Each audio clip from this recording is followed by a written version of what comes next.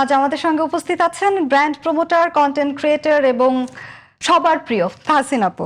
ইশা, তাহসিন আপু, আপনাকে অনেক আমন্ত্রণ আমাদের আজকের আয়োজনে। Thank you so much. এবং দর্শক, আমাদের সঙ্গে আরো উপস্থিত আছেন কন্টেন্ট ক্রিয়েটর, ব্র্যান্ড প্রমোটার এবং মডেল নুরসিবা আপু। হ্যালো, আপু, আপনাকে আমন্ত্রণ আমাদের আজকের আয়োজনে। Thank you. কেমন আছেন আপনারা? এই তো ভালো, আলহামদুলিল্লাহ। আপনি কেমন আছেন? আমি খুব ভালো আছি এবং আপনাদেরকে পেয়ে ভীষণ ভালো লাগছে আজকের আয়োজনে। আমরা কিন্তু ম্যাচিং। আসলে আমরা সবাই black। ম্যাচ হয়ে গেছে। একদম একদম। আচ্ছা, শুরুতে একটু নুরসিবা আপুর কাছেই জানতে চাইবো। নুরসিবা আপু, মিস ইন্টারকন্টিনেন্টাল বাংলাদেশ 2026 নিয়ে একটু বিস্তারিত জানতে চাইবো, যেহেতু এই ব্যাপারটা আসলে বিস্তারিত সবাই জানে না, আপনার মুখ থেকে একটু শুনি। আচ্ছা, মিস ইন্টারকন্টিনেন্টাল বাংলাদেশ এইবার ফর দ্য ফার্স্ট টাইম বাংলাদেশে হচ্ছে 54 টাইমের মতো হচ্ছে। সো এইবার যেটা হচ্ছে, এটাকে অ্যারেঞ্জ করছে E makers and I am the part of E makers. আমি হচ্ছে ই মেকার্সের ডিরেক্টর হিসাবে আছি। সো এবার আমাদের কোম্পানি ই মেকার্স হচ্ছে মিস ইন্টারকন্টিনেন্টাল বাংলাদেশকে এবার হচ্ছে রিপ্রেজেন্ট করছে। সো যেটা হচ্ছে, আমাদের মিস ইন্টারকন্টিনেন্টাল বাংলাদেশ কিন্তু প্রতি বছরই মানে হচ্ছে হয়, বাইরের দেশে হয়, আমাদের দেশেও হয়। বাট এইবার আমরা ট্রাই করছি একটু ভিন্নভাবে করার জন্য, কারণ যেহেতু এটা একটা ইন্টারন্যাশনাল বিউটি পেজেন্ট প্লাস এই বিউটি পেজেন্ট যেটা হচ্ছে সেটা হচ্ছে বিউটি উইথ পারপাস, মানে শুধুমাত্র যে আপনার সৌন্দর্য নিয়ে সব কিছু হবে তা না। মিস ইন্টারকন্টিনেন্টালে বেসিক্যালি কিন্তু হচ্ছে যেটা হয়, আমাদের বাংলাদেশের ট্যুরিজমকে তারা অনেক বেশি প্রমোট করে, বাংলাদেশকে রিপ্রেজেন্ট করবে দেশের বাইরে যে। সো এটা অনেক বড়, আমি বলবো, একটা অ্যাচিভমেন্ট আমাদের জন্য। প্লাস মিস ইন্টারকন্টিনেন্টালে যারা এবার পার্টিসিপেট করবে, তো এটা নিয়েই miss intercontinental actually beauty with purpose. তো আমার মনে হয় যারা পার্টিসিপেট করবে, আমরা ট্রাই করব ওভাবে করে আমাদের ক্যান্ডিডেটকে বাছাই করতে, যেন হচ্ছে ওয়ার্ল্ডে একটা বিশ্বের দরবারে যে তারা যেন বাংলাদেশকে খুব ভালোভাবে রিপ্রেজেন্ট করতে পারে। একদমই তাই। এবার যদি একটু ঈশা আপুর কাছে জানতে চাই, আপু, এই সংগঠনটির সাথে আপনি কিভাবে যুক্ত হলেন?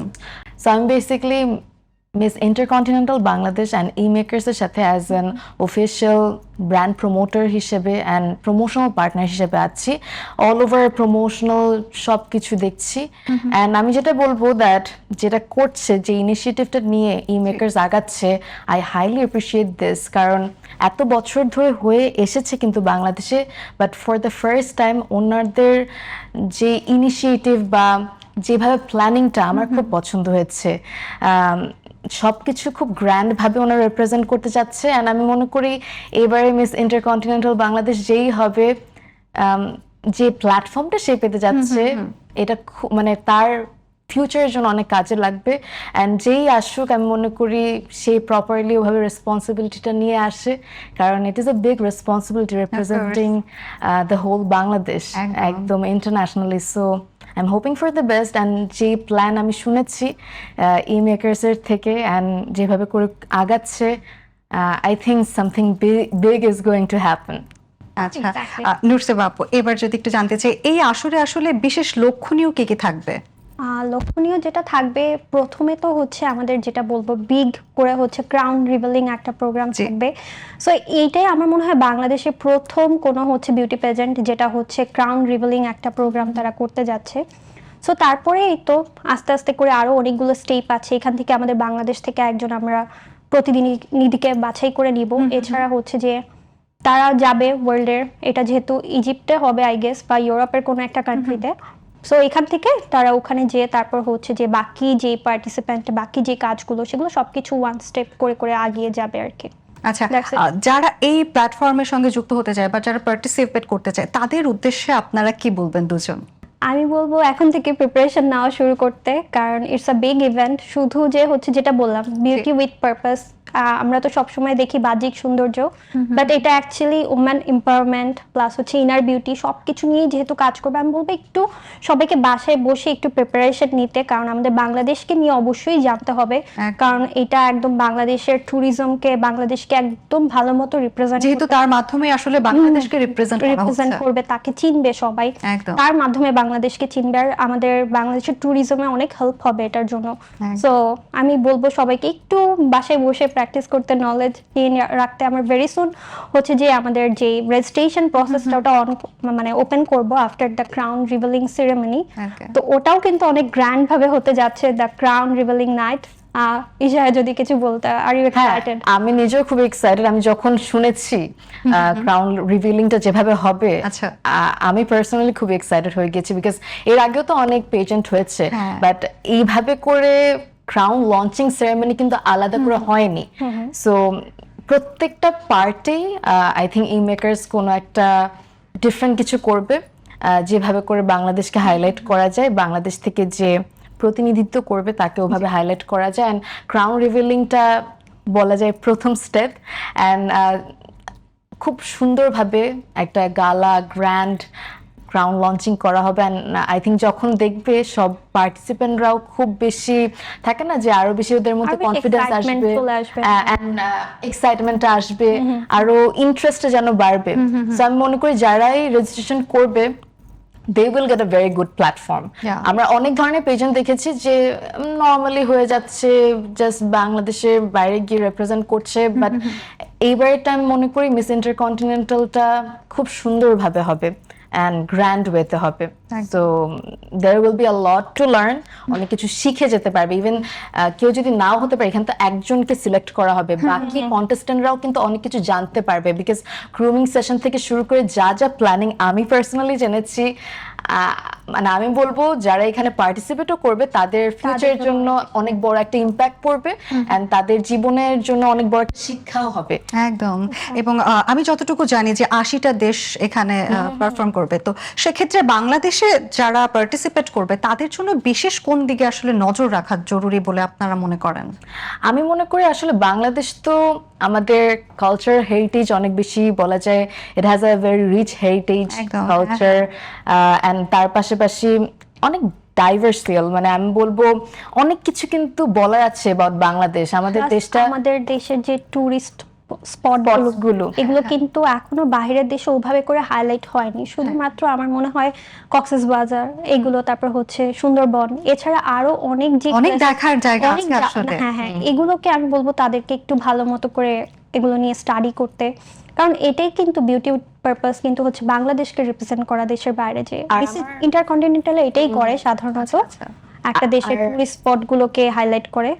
সেটাই। এন্ড তার পাশাপাশি আমার মনে হয় যে আমাদের যে কালচারটা, জামদানি, তার পাশাপাশি যে তাঁত, হ্যাঁ। এগুলো কিন্তু যখন বাইরের কান্ট্রিতে এইসব আর্টিস্টিক কাজগুলোকে না ভ্যালু দেয়, একদম, হ্যাঁ। এগুলো যে কত আর্টিস্টিক, হয়তো বা আমরা ছোটবেলা থেকে জন্ম থেকে দেখে আসছি বাংলাদেশে এগুলো হয়ে আসছে, তাই জন্য হয়তো বা এটার ভ্যালুটা আমরা বুঝি না। বাট যখন ইন্টারন্যাশনালি এগুলো রিপ্রেজেন্ট করা হয়, যে একটা শাড়ি একটা পোকা থেকে সুতা বানানো হয়, ওই সুতা থেকে শাড়ি তৈরি হচ্ছে, এগুলো তাদের কাছে খুবই ইন্টারেস্টিং এবং ফ্যাসিনেটিং। ফ্যাসিনেটিং। অ্যান্ড এগুলো যদি আমরা সুন্দরভাবে রিপ্রেজেন্ট করতে পারি, বা যে যাবে, যে হবে মিস ইন্টারকন্টিনেন্টাল, সে যদি খুব সুন্দরভাবে আমাদের দেশের এই কালচার হেরিটেজ, ছোট এই ছোট জিনিস, জিনিসগুলো হ্যাঁ, যদি হাইলাইট করে, আমাদের জামদানিটা কত ডিফারেন্ট ভাবে, কত কষ্ট করে একটা জামদানির পিছনে কিন্তু কয়েক মাস লেগে যায়, তাঁত শিল্প অনেক কিছু আছে আসলে। সো এইগুলো যদি সে সুন্দরভাবে রিপ্রেজেন্ট করে, আই থিঙ্ক আমরা আমাদের বাংলাদেশটা যে কত ক্রিয়েটিভ, এইটাও অনেক সুন্দরভাবে পুরো বিশ্বের দরবারে পৌঁছে যাওয়া যাবে, মানে পৌঁছে দেওয়া যাবে এই নিউজটা। তো আমি মনে করি যেই যাবে এই সব জিনিসগুলো যেন সুন্দরভাবে হাইলাইট করে, because there are lot more to say about Bangladesh. অনেক কিছু আছে বলার, যেগুলো হয়তো বা আমাদের কাছে অ্যাজ ইউজুয়াল লাগছে, কিন্তু পৃথিবীর কাছে এটা অনেক এবং এখনো অদেখা, অনেক অদেখা জিনিস। আমি যেটা বলছিলাম বারবার যে অনেক কিছু আছে যেটা নিয়ে হ্যাঁ। তাদের জানতে হবে, বলতে হবে। সো এটাই। একদমই তাই। আমরা ফিরবো কিছুক্ষণের মধ্যে, দর্শক ফিরছি কিছুক্ষণের মধ্যেই। তার আগে নিয়ে নিচ্ছি ছোট্ট একটি বিরতি, আমাদের সঙ্গেই থাকুন। দর্শক, বিরতির পর ওয়েলকাম করছি স্যান্ডেলিনা শোবিজ ওয়ার্ল্ডে। ইশায়া আপু, এবার একটু আপনার কাছে জানতে চাইবো যে সবাই কিন্তু জানতে চায় অ্যাজ এ ব্যান্ড প্রমোটার আপনাদের কাছে, যে একজন ব্যান্ড প্রমোটার হতে গেলে কোন কোন দিকে নজর দিতে হবে, বা কেউ যদি ব্র্যান্ড প্রমোশনে আসতে চায় সে কিভাবে শুরু করবে তার জার্নিটা? আমাদের এখন এই প্ল্যাটফর্মটাতে অনেকেই আসতে চাচ্ছে, তো আমার মনে হয় আসার আগে কনসিস্টেন্সিটার কথা মাথায় রেখে আসা উচিত, বিকজ ভালো একটা প্ল্যাটফর্ম, সেফ একটা প্ল্যাটফর্ম, তার উপরে অনেক স্কোপ আছে এখনো। অ্যান্ড আমি মনে করি একটা ব্র্যান্ডকে আসলে রিপ্রেজেন্ট করা এক জিনিস, সেলস জেনারেট করা আরেক জিনিস। আমাদের কাজটা মেইনলি হচ্ছে ভিউয়ার্সদেরকে ইনফ্লুয়েন্স করা বলা যায়। সো এই জিনিসের প্রতি আসলে দক্ষতাটা ওভাবে ক্রিয়েট করার জন্য আমি মনে করি তার অডিয়েন্সদের সাথে একটা সখ্যতা ক্রিয়েট করাটা খুব ইম্পর্টেন্ট, যেটা আমি করেছি। আমি যখন আমার পেজ খুলি, আমার কখনো ইন্টেনশন ছিল না ব্র্যান্ড প্রমোটিং, বা তখন এটা ছিল না, তখন আস্তে আস্তে শুরু হচ্ছিল।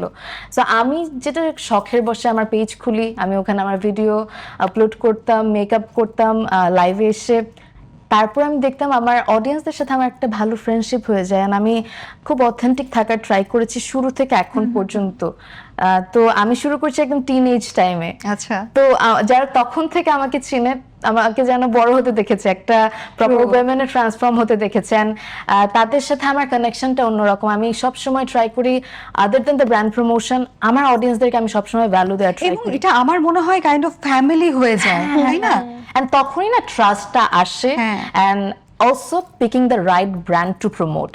আমি আমার ক্যারিয়ারে অনেক ব্র্যান্ডস থেকে প্রপোজাল পেয়েছি, যে বিভিন্ন ধরনের প্রোডাক্ট আমি যেটা সবসময় ট্রাই করেছি, আমি যেটা ইউজ করব ওটা আমি প্রমোট করব, Exactly. মানে যেটা আমিও এটা মেনটেন করি হ্যাঁ, সবসময়। এটা খুব ইম্পর্টেন্ট। কিন্তু যেমন স্কিন কেয়ার ব্যাপারে আমাকে কিন্তু দেখবেন এরকম মানুষ যে যেমন তেমন স্কিন কেয়ার ব্র্যান্ড আমি প্রমোট করেছি। From the beginning to this day till this date আমি বলবো আমি খুবই কয়েকটা হাতে গোনা ব্র্যান্ডের সাথে কাজ করেছি যাদের স্কিন কেয়ার অ্যাকচুয়ালি আমি ইউজ করেছি। অ্যান্ড এটা শুধু স্কিন কেয়ারের ব্যাপারে না, ক্লোদিং এর ব্যাপারেও যাদের প্রোডাক্ট আমার পছন্দ, আমি ওই ধরনের প্রোডাক্টগুলো সবসময় প্রমোট করতে পছন্দ করি। অ্যান্ড এটাই হওয়া উচিত আসলে। আচ্ছা, আচ্ছা।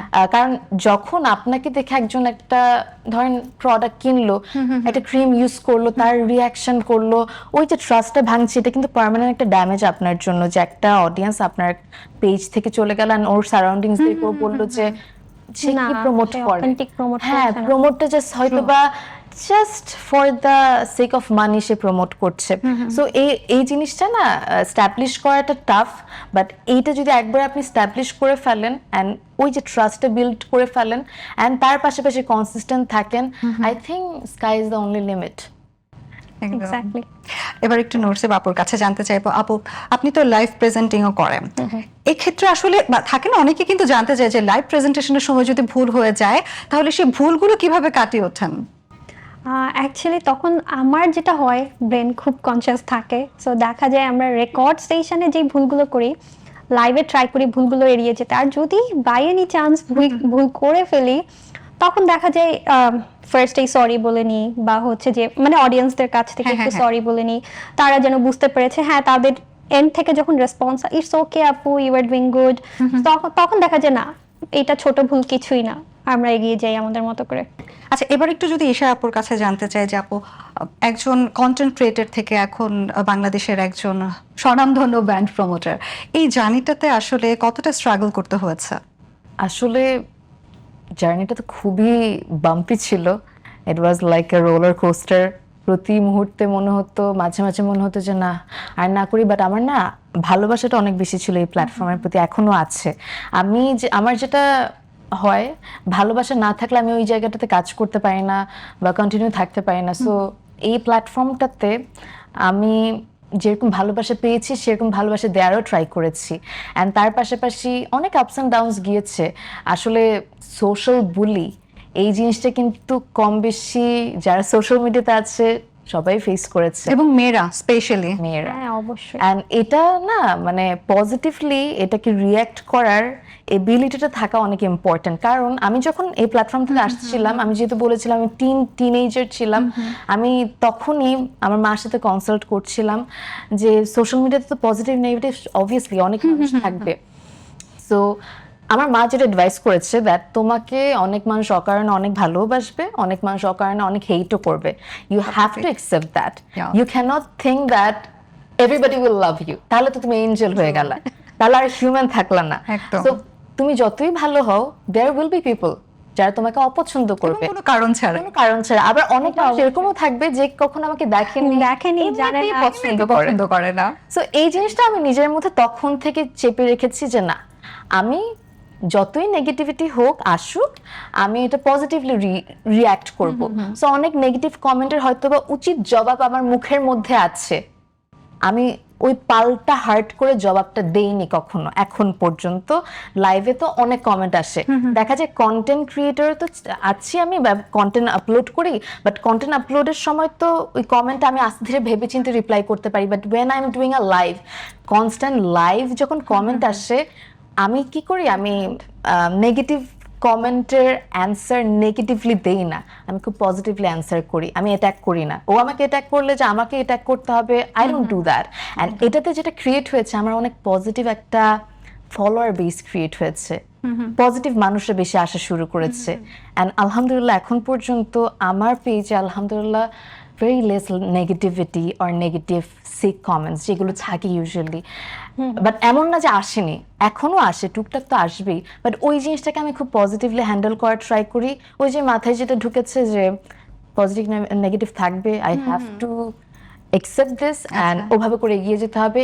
এই মার অ্যাডভাইসটা আমাকে অনেক কাজে দিয়েছে এখন পর্যন্ত। নেগেটিভিটি নিয়ে বলছিলে, সো আমি একটা কথা বলি, যেটা হচ্ছে নেগেটিভিটি থাকবে, এটা হচ্ছে যে আপনি আপনার ইমেজকে কিভাবে আপনার মানে ক্লায়েন্টদের সামনে বা হচ্ছে আপনার ফলোয়ার্সদের সামনে কিভাবে রিপ্রেজেন্ট করছেন, এটাও কিন্তু একটা ব্যাপার। সো আমরা যদি নেগেটিভ, এখন দেখা যায় নেগেটিভ মার্কেটিং এর একটা খুব ভালো ট্রেন্ড চলছে, সবাই খুব নেগেটিভ মার্কেটিং করছে।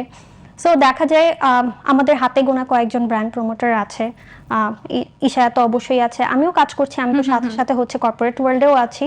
সো যেটা হচ্ছে কি, আমাদের এই কয়েকজন সিলেক্টিভ কিছু মানুষ আছে, তারা এটা ট্রাই করে নেগেটিভিটি থেকে একটু দূরে থাকার, নিজের পেজটাকে ওভাবে পজিটিভ ভাবে মেনটেন করার। সো ওটা আমরা করছি দেখে আমাদের আলহামদুলিল্লাহ নেগেটিভ কমেন্টস বা নেগেটিভিটি এগুলো অনেক কম, মানে নেই বললেই চলে একদমই। আর আসলে আরেকটা জিনিস আমি একটু অ্যাড করতে চাই, সরি টু ইন্টারাপ্ট। হ্যাঁ, এখন যা প্ল্যাটফর্মটাতে চলছে সোশ্যাল মিডিয়াতে, নেগেটিভ যে কোনো কিছু করলে না রিচটা অনেক বেশি হয়। অ্যান্ড এটা দেখে না নিউ কামার্স যারা নতুন নতুন সোশ্যাল মিডিয়াতে আসছে, তারা ভাবছে না পজিটিভ কিছু করে লাভ নাই, ক্রিয়েটিভ কোনো কিছু করে লাভ নাই, ভাইরাল হওয়া যাবে না। হ্যাঁ, ভাইরাল হওয়া যাবে না, কিছু করতে অ্যান্ড হবে। জাস্ট এই ভাইরাল হওয়ার জন্য উদ্ভট নেগেটিভ অ্যান্ড কন্ট্রোভার্সিয়াল বিভিন্ন কিছু নিয়ে কন্টেন্ট ক্রিয়েট করে। আমি বলবো হয়তোবা for the time being say views পাচ্ছে, বাট লং টার্মের জন্য বাজে ইমপ্রেশনটাও পাচ্ছে। ভালো ইমপ্রেশন বা একটা ব্র্যান্ড ভ্যালু বা ডিগনিটি সহ একটা প্ল্যাটফর্মে থাকার জন্য আমি বলবো এই ধরনের চিপ স্টান্ট না করাটা সবচেয়ে বেটার। মিস ইন্টারকন্টিনেন্টাল বাংলাদেশে কিন্তু এই সোশ্যাল মিডিয়া কিভাবে তারা হ্যান্ডেল করবে, কিভাবে হচ্ছে এই প্ল্যাটফর্মে কিভাবে নিজেকে এগিয়ে নিয়ে যাবে, আমরা কিন্তু ওটারও হচ্ছে যে একটা ট্রেনিং সেশন রাখবো, আমাদের গ্রুমার থাকবে, এগুলো যেন শেখায় তাদের মেয়েদেরকে। সো এটা থাকবে, প্লাস যদি তাদের মধ্যে থেকে কেউ ইনফ্লুয়েন্সারও হতে চায়, সেটারও আলাদা করে গ্রুমিং সেশন থাকবে। তো সেখানে হয়তোবা আমাদের যারা হচ্ছে বিগ ব্র্যান্ড প্রমোটার আছেন, ইনফ্লুয়েন্সার আছেন, তারা অবশ্যই তাদেরকে ট্রেনিং দিবেন। সো এটার একটা ট্রেনিং সেশন থাকবে আলাদা করে, এটা এখনই বলে দিলাম, রিভিল করে দিলাম। বাট আসলে এটাও থাকবে, that is a good news and opportunity also. Exactly অনেকেই এই প্ল্যাটফর্মটাতে আসতে চায়, বাট ওই যে অনেক কিছু বুঝে না, যে এই যে নেগেটিভিটি করে বসে, যেগুলোর জন্য আলটিমেটলি বড় ব্র্যান্ডরা কিন্তু ওইসব জিনিস দেখলে রিচ আউটও করতে চায় না, যদি তার ইন্টেনশন থাকে promoting brands and working in this sector. তো আমি বলবো হচ্ছে রেপুটেডলি বা ডিগনিটি সহ কাজ করার জন্য একটু স্লোলি আগালেও না, মানে ইন আ লং রান ভালো পজিটিভলি আগানোটা খুব ইম্পর্টেন্ট। আমি যেমন যখন শুরু করেছিলাম, I was walking like a tortoise, মানে আস্তে আস্তে আস্তে আগাচ্ছিলাম, অল্প অল্প করে ভিউ এবং একটু শিখে শিখে আগানো। হ্যাঁ, আমার হঠাৎ করে একদিন আমি দেখিনি যে আমার অনেক অডিয়েন্স দেখছে, গ্র্যাজুয়ালি আস্তে আস্তে বেড়েছে। হুট করে কখনো আমি পাইনি যে আল্লাহ ঘুম থেকে উঠেছি আমার 1 লাখ ফলোয়ার্স হয়ে গেছে, অনেকদিন পর 1 লাখ হয়েছে, 2 লাখ হয়েছে। প্রত্যেকটা স্টেপ আপনি খুব এনজয় করেছেন। হ্যাঁ, আমি খুব এনজয় করেছি, আমি সেলিব্রেটও ওভাবে করেছি। এই যে আস্তে আস্তে করেছি, শিক্ষাও পেয়েছি, তার পাশাপাশি যারা আমাকে হয়তোবা আমার অডিয়েন্সরা যারা আছেন তারা ভালোবেসে আমাকে হয়তোবা ফলোটা দিয়েছে, জাস্ট ওই যে ভাইরাল হয়েছে ওই জন্য না। সো আমি নিউ কামার্স যারা আসছে এই প্ল্যাটফর্মটাতে এটাই বলবো যে হয়তোবা তোমার এখন ভিউজ আসছে না ভিডিওতে, বা তোমার কোনো রিচ নাই পেজে, but stay consistent and put the positive things. Creative বা অনেক কিছু আছে কিন্তু এই প্ল্যাটফর্মটাতে রিপ্রেজেন্ট করার জন্য, বা নিজের ক্রিয়েটিভিটি অনেকভাবে কিন্তু রিপ্রেজেন্ট করা যায় এই প্ল্যাটফর্মটাতে। But just for the sake of views আমরা নেগেটিভ বা চিপ এইসব কন্ট্রোভার্সিয়াল জিনিস একটু অ্যাভয়েড করলে ভালো, লং রানের জন্য অনেক মানে পজিটিভ এনার্জি পাওয়া যায়, তার সাথে ডিগনিটিটা থাকে। আমরা মনে করি একটা মেয়ের বা ছেলে মেয়ে সবারই না ডিগনিটিটা থাকলে, পার্সোনালিটি থাকলে, মানে দ্যাট ক্রিয়েটস দ্য অরা। সৌন্দর্য যেমন, এটা যেহেতু আমরা মিস ইন্টারকন্টিনেন্টাল নিয়ে কথা বলছি, মানুষ ফার্স্টেই ভাবে মনে হয় সুন্দর কেউ মনে হয় পারবে, বাট আমরা যেটা খুঁজছি বা আমি যা প্ল্যানিং শুনলাম, এন্ড এটাই হওয়া উচিত, সেটা হলো not only beauty, outer beauty না, ইনার বিউটি, পার্সোনালিটি, তার কতটুকু ডিগনিটি আছে, তার বিহেভিয়ার কেমন, তার মোরালস কি, ইথিক্স কি, এইসব জিনিস না খুবই ইম্পর্টেন্ট একটা মানুষকে। মানে তখন না একটা মানুষ যেরকমই বাহ্যিক ভাবে হোক, তাকে অনেক সুন্দর লাগে তার মধ্যে যদি মোরালস, ইথিক্স, রেসপন্সিবিলিটিস, এইসব জিনিসগুলো থাকে। So we are searching for that kind of candidate, যে নিজের বাংলাদেশকে এরকম রেসপন্সিবিলিটি নিয়ে যেভাবে প্রেজেন্ট করবে, সেভাবে মাথায় কনসার্নও থাকবে যে না, I can't do this, I can't do that, I have to maintain this kind of ethical things. So এই জিনিসগুলো থাকাটা mandatory, not only the beauty. একদমই ওটাই আমিও চিন্তা করি, যে থাকে না যে আপনার অনেক আগের কোনো মিস, মানে হচ্ছে মিস ইউনিভার্স হয়েছিল, তারপর আরো অনেক বিউটি পেজেন্ট থাকে, তাদেরকে আমরা মাথায় ধরে রেখেছি, আইডল ভাবে রেখেছি, যে তাদের পার্সোনালিটির জন্য, তাদের ওই একটা রাইট অ্যান্সারের জন্য, তাদের বডি ল্যাঙ্গুয়েজের জন্য। সো আমরা চাই এমন কাউকে বাংলাদেশ থেকে এবার যাক, তাকে হচ্ছে পরে যুগের পর যুগ মানুষ যেন মানুষ মনে রাখে, এবং তাকে দিয়ে মানুষ বাংলাদেশকে চেনে। এক্স্যাক্টলি। সো আমাদেরও এইবারের মিশন ওটা যে আমরা ট্রাই করবো এবার এমন কাউকে সিলেক্ট করার, সে যে যেন একদম আমাদের দেশকে প্রপারলি রিপ্রেজেন্ট করতে পারে। একদমই তাই। আমরা আমাদের আয়োজনের একেবারেই শেষ পর্যায়ে, শেষ করার আগে আপনাদের অসংখ্য ধন্যবাদ এত ব্যস্ত সময়ের মধ্যে আমাদের সঙ্গে আজ একটু সময় দেওয়ার জন্য। থ্যাংক ইউ সো আপনাকেও মাচ, ধন্যবাদ। It was an honour to be here, and আপনার সাথে কথা বলে অনেক ভালো লেগেছে। আই থিংক আমরা দুইজনই অনেক এনজয় অনেক করেছি। এনজয় করেছি। Thank you so much. Thank you so much. দর্শক, এই ছিল আমাদের আজকের আয়োজনে। আশা করি আজকের আয়োজন আপনাদের অনেক ভালো লেগেছে। আবার আসবো অন্য কোনো আয়োজনে নতুন কোনো অতিথিকে নিয়ে। ততদিন ভালো থাকুন, সুস্থ থাকুন এবং অবশ্যই জিটিভির সঙ্গে থাকুন। ধন্যবাদ সবাইকে।